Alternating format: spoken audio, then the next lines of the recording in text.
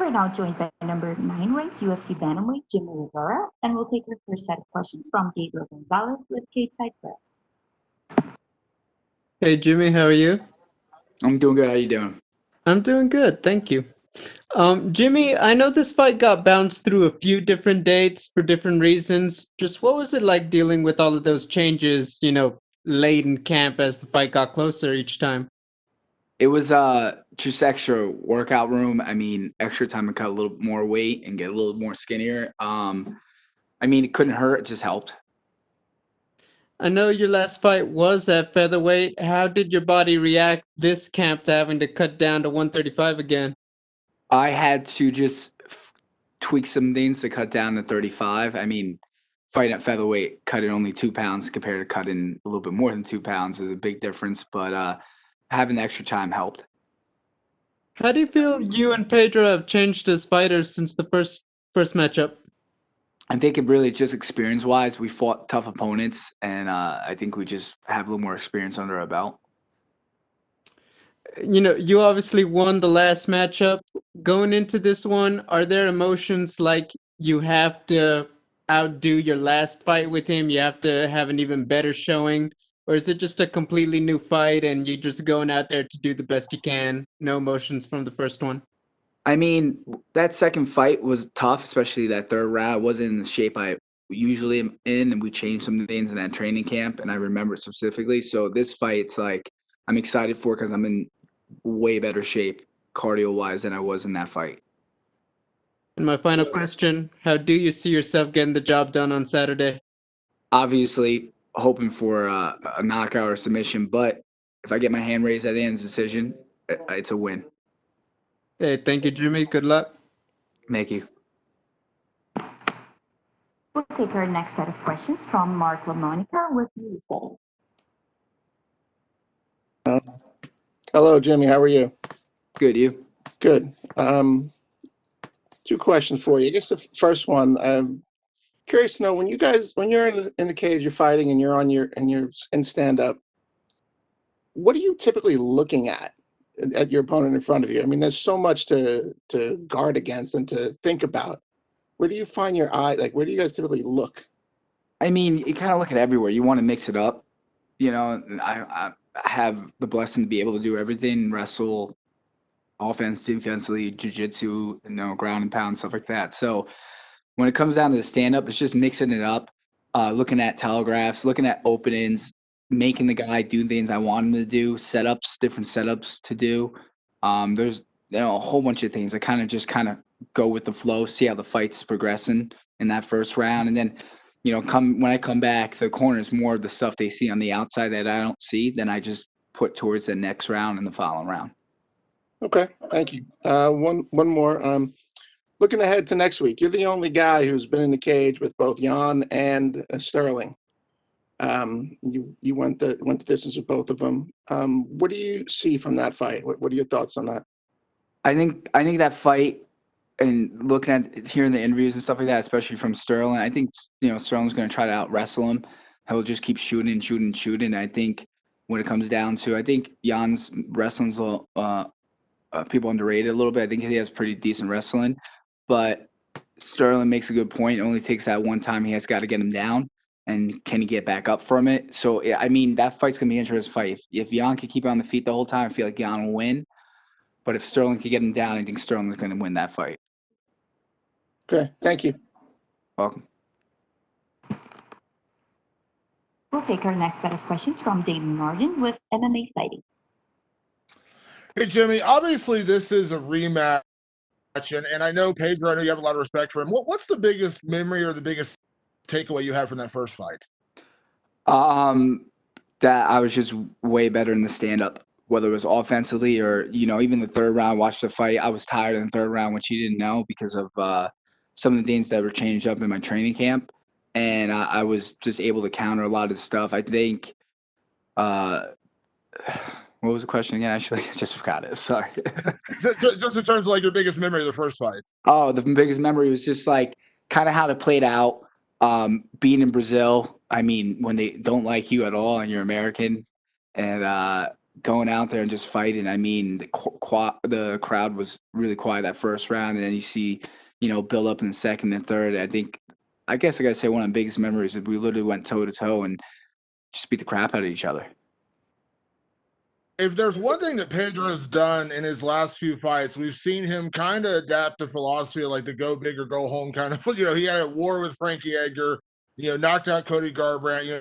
He's definitely taking those chances, not playing it safe. Do you kind of look at that as maybe some opportunities for you to take advantage of that in this fight?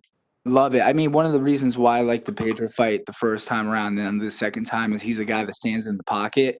I don't have to go chase him like I had to do in the Dotson fight. And then even with the Sterling fight, even though I didn't perform as well, Sterling was able to keep good distance and really wouldn't stay in front. And the fights I enjoy the most and love to get in are the ones that are the guys that'll stay in the pocket, won't run, or they'll come forward like him and Peter Yan. That's staying out the most when I fought in the past couple years. Jimmie, I realize looking at your record today, you're actually coming up on your 6th anniversary in the UFC this year, which seems kind of crazy when you think about how long you've been here. But the bantamweight division has evolved a lot in the time you've been in the UFC, and now it feels deeper than it's ever been. And I know a lot of people say, well, the lightweight division is the best, or the welterweight division is the best, but where the bantamweight division is right now, in your opinion, considering you are a top 15 fighter, do you feel like the bantamweight division doesn't quite get the respect it deserves in terms of being the best, or maybe even one of the deepest divisions in the sport? Yeah, I think it's building. I mean, it's a stacked division, and anybody could be the champ in the top 10, top 15. I just think there's a lot of good guys, especially in that top 10, and you got two well-known fighters that drop down, Aldo and Frankie, who bring even more to the division. I think that with those names as well helps build the division even more. I think it's getting more recognition, not as much as it should, but it's building more. I think it just takes time. I mean, you got a lot of big names in there. You got TJ Dillashaw coming back too. It's just, I think as you keep going, as these fights keep going on, it's just going to get more and more recognition. But it's a stacked division for sure. Do you believe that it should be in that conversation when people say the deepest, toughest division in the sport is lightweight? You could argue bantamweight, like you said. You look at top 1 through 15. There's it's hard to separate number 1 from number 6 or number 1 from number 10. It's a pretty deep division. Yeah, I mean, it really is, and anything can happen. I know one of the biggest things they look at are finishes in the UFC. Unfortunately, I don't have as many as I should, and that's just something I've been working on. But it's a stacked division. It comes down to it. Thanks, Jimmie. Welcome. We'll take our next questions from Pablo Santamaria with Multi MMA Ecuador.